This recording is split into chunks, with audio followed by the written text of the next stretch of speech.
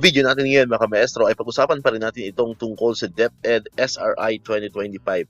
Ayan, so marami nga tayong nakikita pa rin po mga katanungan sa social media mga maestro, ano? Especially po sa post po natin sa YouTube and of course sa mga post po sa Facebook. Ayan, kung kumusta na raw ba itong ating DepEd SRI second tranche or yung particularly po yung natitira po na amount para mabuo po yung 20,000 pesos na SRI po ng DepEd.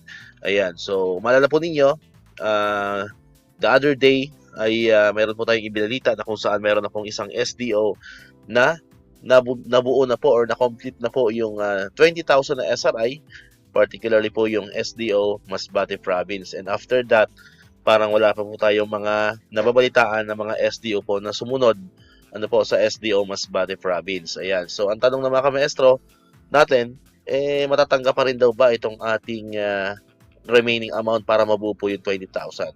Kung babasehan po natin ulit yung memo, no? Parati naman po natin yung ina-explain. Of course, dapat po nating matanggap yon. Ayan. So, antayin lamang po natin mga maestro, ano?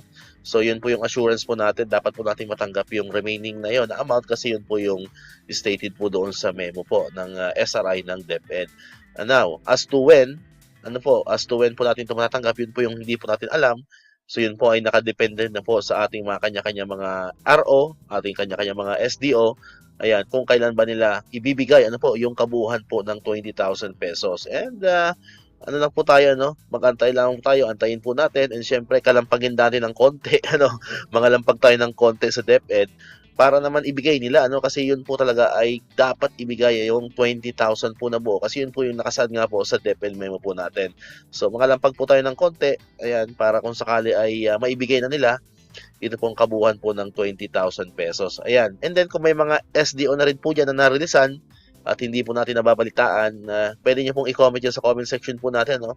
Para pag gumawa po tayo ng next video ay maisasama po natin or mababanggit po natin ang inyong mga SDO. And syempre, shoutout natin ang inyong SDO sapagkat mabilis, mabilis yung kanilang aksyon para mabuo nga itong 20,000 pesos. Kasi nga, so far, yun po sa nababalitaan po natin ay SDO Masbate Province pa lang po yung meron, So baka meron pang ibang mga sumunod na SDO dyan. Ayan, paki-comment dyan sa ating comment section. Comment nyo lang po kung anong SDO po kayo at pakibanggit na rin po na kompleto na po ang inyong 20,000 na SRI. Ayan, so yun muna po yung update natin ngayon mga maestro, patungkol nga dito sa ating DepEd SRI. Ayan, so kung may mga latest development patungkol nga po dito, ay ibabalita po natin yan dito sa ating YouTube channel. Alright, so dito ko natapos itong ating video ngayon mga maestro. Kung di ka pa nakakapag-subscribe, click mo na ang subscribe button dyan para ikaw yung unang nakapanood ng mga videos na ina-upload natin katulad ito, yung mga updates pa rin tungkol sa SRI and other benefits ng mga teachers and government employees. And syempre, click mo na rin ang notification bell button para man-notify ka, always updated ka pag may mga bago tayong uploaded na videos. Kita mo na? So muli, maraming salamat sa inyong panonood at pakikinig.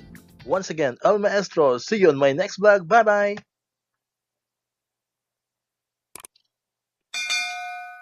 1, 2